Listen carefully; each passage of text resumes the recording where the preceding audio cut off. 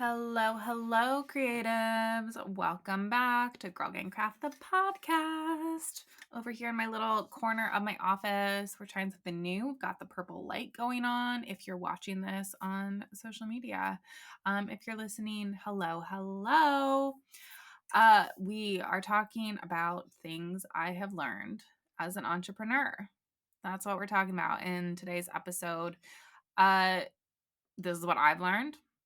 These are my own truths and facts and takeaways. They may not be yours. You may have had a totally different experience, and that's cool. Um, take what you want and leave the rest. My path is not the same as your path.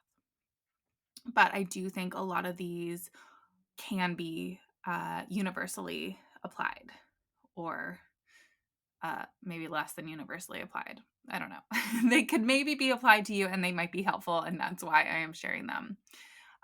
Today, when this episode comes out, things that are coming around the bend are the Oakland Craft Fair. So if you are in the Bay Area, please come and visit. I won't personally be there, but the rest of the team will be there, and 100 vendors. We have some really rad activations this time, so check that out.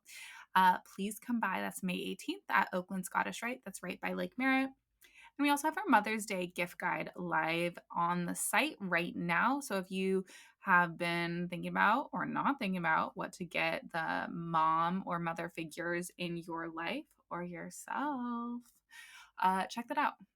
That's on our site. And we'll drop the link below. What else is happening? That's what's happening in my world behind the scenes.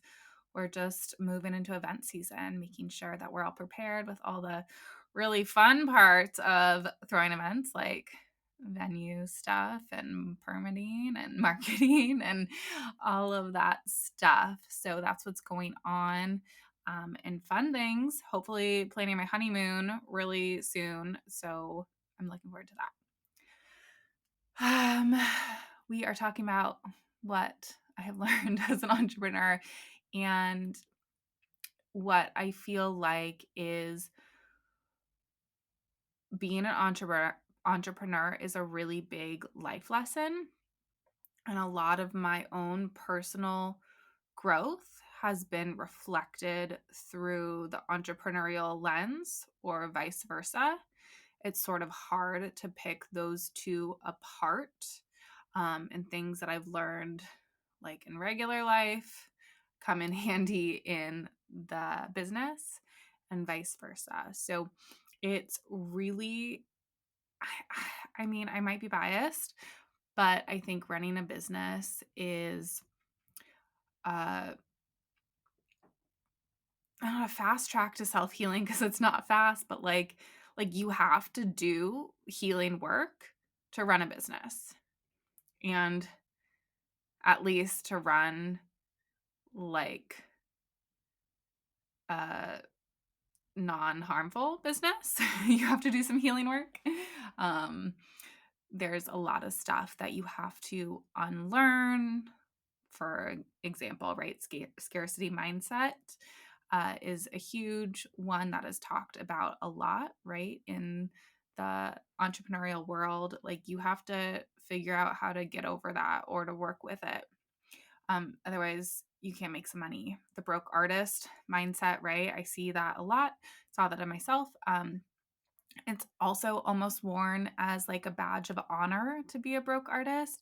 And I say F that. We do live in a world that's run on capitalism, or at least a country over here in the US that's run on capitalism, and we have to pay our bills. So you have a couple choices, right? You can pay your bills doing something else, or you can pay your bills doing your art. My vote is to pay my bills doing my art and figuring out how to make that work.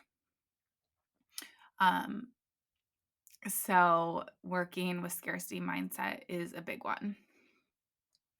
Before I dive into all that, I just want to give like a little background about how I arrived here today, wherever that is, wherever I am today, a little bit about my story. And I just want to do like a little bit about it.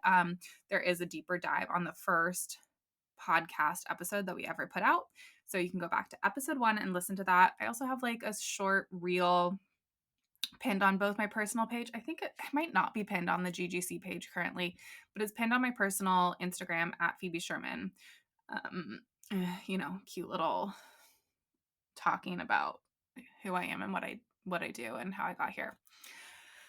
But a little bit about that.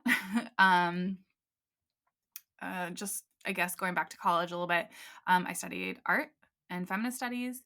After college, I was trying to figure out what to do with my hands, and I started a shitty jewelry business. And then I knew I wanted to teach yoga as well. I got into yoga in my last year of college. It was really healing for me, and I thought it could help other folks as well. So I wanted to teach yoga. I was teaching yoga after school, after I did my first training, and waitressing to pay the bills. I'm one of those people who like loved waitressing. I thought it was fun. I just loved waitressing. I loved like the onness of it, if you will. This was supposed to be a short dive into my journey, not a deep dive. So, anyways, I did like waitressing.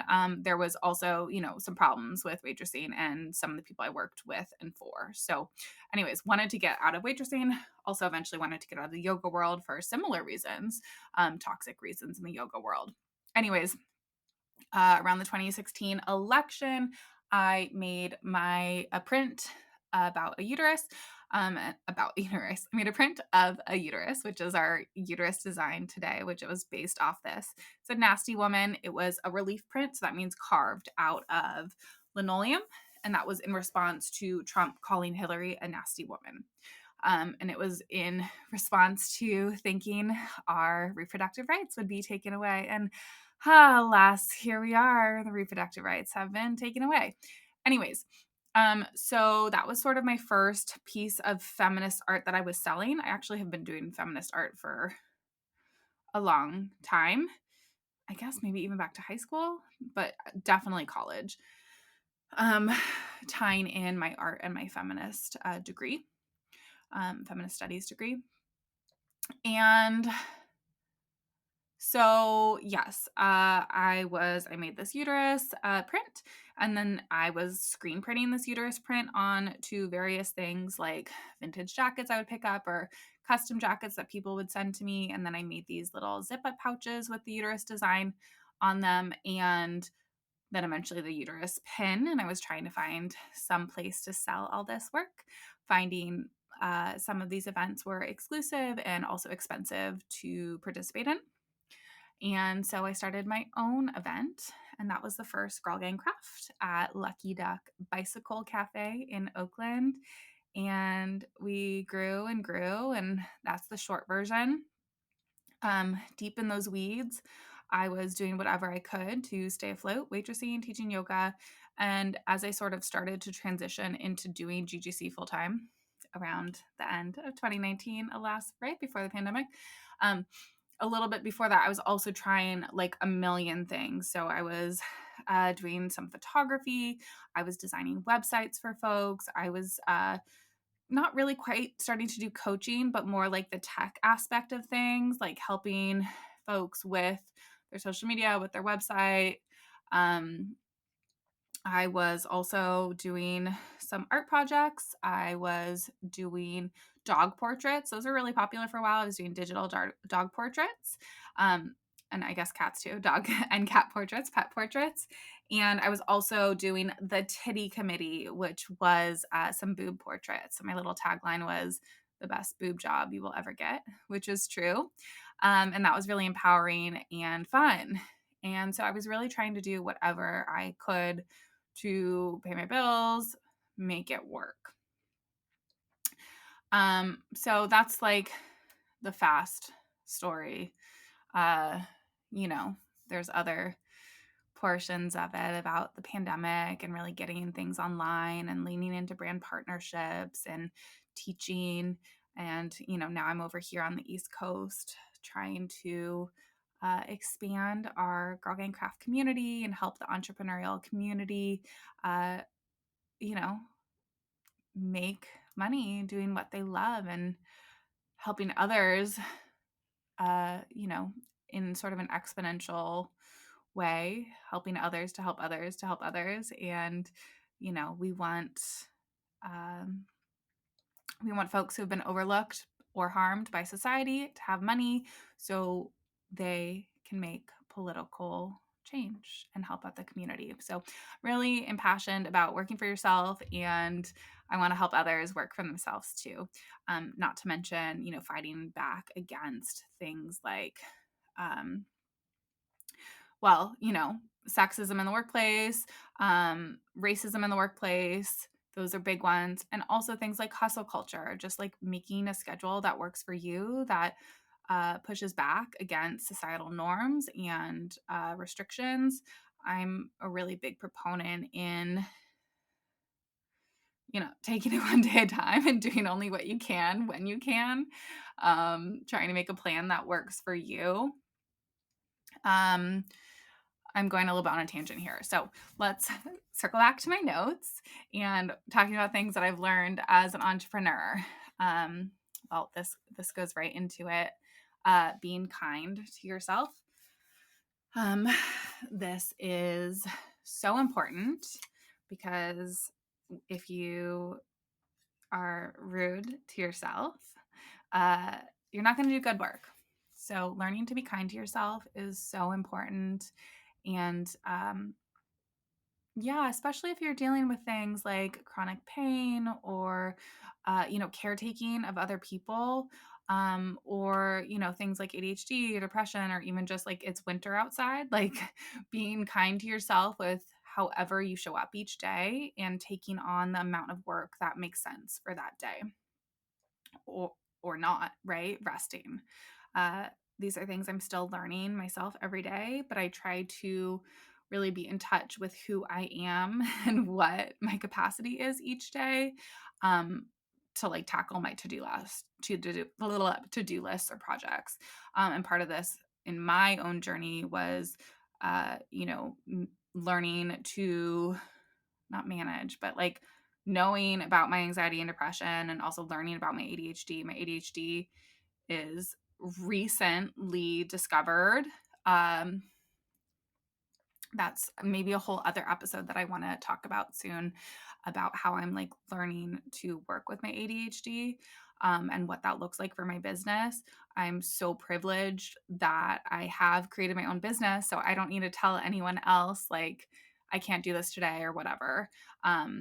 It's really empowering to be able to make my own schedule every day and have my team work independently. Um, and yeah, to just show up and lean into the projects and interests you have and give yourself capacity for rest, or like pivoting, or just like, even if you're like on your cycle or whatever, like this day I actually don't have much energy, I'm going to do these things. And like this day, oh, like I am like a little energizer bunny. These are some really good things that I can tackle today. So listening to um like the waves of your body and your brain and soul, and like figuring out how to match your workload with that, I know is the most important thing that you can do. And it's my most important work on an individual level, right? Not on a community level. But I ultimately think that, uh, as a community, we can also all do these things and like, push back against, again, these harmful things like a hustle culture. But tied into this is also pushing yourself a little bit, and knowing how to push yourself, because there are some things that we don't want to do, right? And we have to figure out how to do them. And yeah, we can do the best to like match that with the energy we have. And sometimes also we just have to show up at our desk and do the thing. Um, for me, these are some of the most important things that I have a hard time doing, like emailing, which I'm going to talk about in a second, about like pitching. Um, and I've learned recently that the things that I have the hardest time doing are the things that like my ADHD can't do, like task switching. It's like the hardest times to focus. Those are the hardest tasks I have. And that's task switching, like where I where each thing like takes 2 seconds and then I have to move on to another task. Those things are hard for me. Um, and some of those like actual examples are emailing, right? But like for me personally, permitting, accounting, taxes, like some of these like things, I have to still do them, or you have to hire someone else to do them. So, do the hard things now, and maybe eventually these are things that you can outsource. But you're starting out, you're probably gonna have to do some of these things yourself. And so, like, how can you make space and incentivize yourself to do these things? Like, for things that have helped are like setting the space, right? Like making sure your area is clean, having a candle, or like, maybe giving yourself cookies afterwards, like whatever your incentive is to do these things. Or like, I can do a creative project after this, or, working with your own energy too. Like, so maybe you're mostly motivated to do these things in the morning. For me, actually, I've learned very recently, like a couple weeks ago, like that actually some of these hard things are easier for me if like I'm also watching TV, which is really weird and pushes against a lot of things that I've learned. Um, because like I've thought maybe TV helps me not focus. And that is true in some capacities, but for some of these things that are sort of like rinse and repeat, the TV helps me do the things. So again, whatever like your own chemical makeup is, like figuring out the ways that make things work for you, not what someone else is telling you to do. Um, Staying flexible. This is a huge one. We've all heard about the pivot, right? Like really, if the goal is to run a business, figuring out what is working for you in the business and what's not. Like if something's not working, like being okay about dropping it. If something is starting to work and you have like interest in this other thing, or like your own interest or other folks' interest, like trying that thing and seeing if it could happen. Um, Figuring out like following, maybe following trends, like, but also following your data, and also like following what's working for the world at large and also for yourself individually.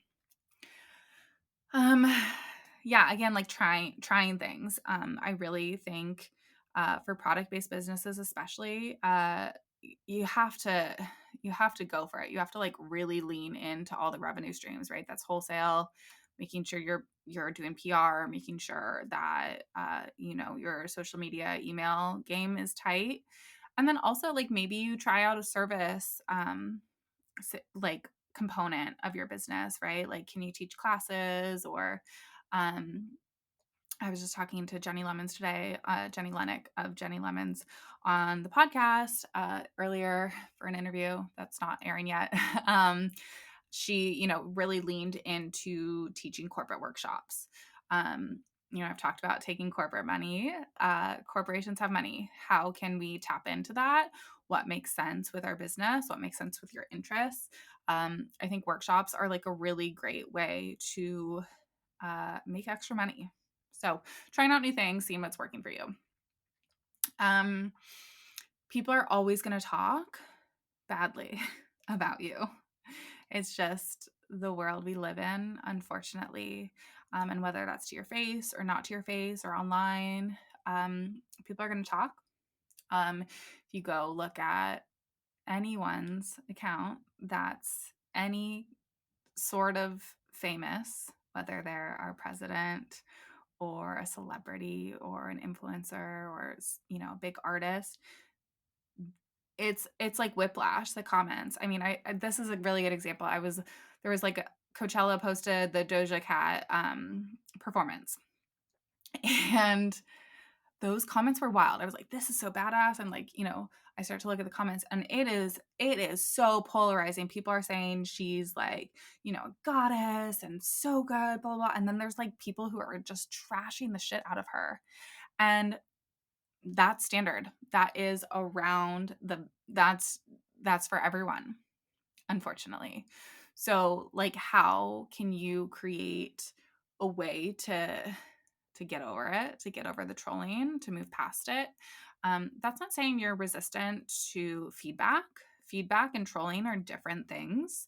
And having sort of a plan to like clear out that energy or to move forward, or just to know. I mean, I just think, knowing that everyone's going to talk is something. It's a baseline, right? You're not special or extra witchy or something for being talked shit about.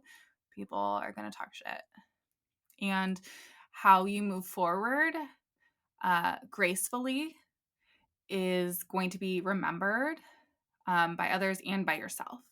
So keeping in mind your why and why you do what you do. If I had stopped running craft fairs because people were saying they were bad or something, like I wouldn't still exist anymore, right? You can't let those couple people who are saying bad things about you stop your business. And bad things are easier said than the people who think good things about you. So you will have more like bad stuff than like positive things often, and just have to remember that you're still move forward if it's important to you and important to the community. And I'm just kind of at the thing where it's like, be kind, especially if there's like business relationships, right? I mean, this is like different than like toxic people, but if you have to continue to work with people, let's say, people at the city or the permit office, or like that one person who's just rubs you the wrong way at the blah, whatever. I'm not pointing at anyone specifically. I'm just saying, like, giving examples, like if there's, some people that you have to work, like, be kind, especially if you're going to have to continue to work for that people. That doesn't mean like not standing up for yourself, not standing up for like harmful things. But unfortunately, the way the world works is like you might have to continue to work with certain people and figure out a way to do that that protects yourself. We already talked about trying new revenue streams. Try them. Try new revenue streams. Try some things. That's the coolest thing about running a small business, is it's easy to try new things. Easy in the fact that you don't have to go through the manager who then has to talk to the director and then has to talk to the blah, blah, blah. You can do relatively low lifts to try new things, right? Connect to people. You never know who you're going to meet. Go to meetups, talk to people at craft fairs. If you're an introvert, still talk to people. I'm an extrovert. I'm recently an introvert, and it takes a lot of energy for me to talk to people. And at least outside of my house, talking to you all on the internet is a little bit different for me for some reason. But it is so important to talk to people, because again, you don't know who you're going to meet, who knows someone, or blah, blah, blah. Or if you're going to find a new friend, or, it's important to talk to people. Hire help. So the things that you hate doing, the things that someone else can do, see about hiring help. So production is a really good way to do it. Maybe you're manufacturing, maybe you're getting like a sewing factory involved in your process. Maybe you hire a candle pourer, maybe you hire, a shipping person. Hiring people is going to free up your time to do other things. And if you think about doing every little thing yourself, you're going to get stuck in that. And so figuring out how to outsource tasks is one of the most important things that you can do. And the last thing I think I have to say is about pitching. Like I said, some of my most important work is emailing people. And this can be wholesale, partnerships, press, emailing people and pitching, and having a pitching system for whatever your goals are. Again, wholesale or like brand partnerships are the ones that I talk about the most. It's important. You can ask for what you want. Again, try like pitching yourself for podcasts or press, or, just seeing if you can speak at that conference, or seeing if that person wants to do a collaboration with you, whatever. this is some of the most important work. And I think I've called this kind of work money snacks before in other episodes. How can you take actionable steps to make shit happen? How can you get yourself to the desk on some of those days that you maybe don't want to do it, and make those emails happen? This is often one of the sticking points for me, but I really make sure that I add this into my weekly schedule. Some of the biggest opportunities I've had, I've just asked for. So you can ask for things and you can make things happen. I think that's all I have today. We have a new phone line. Let me find the number. It's 413.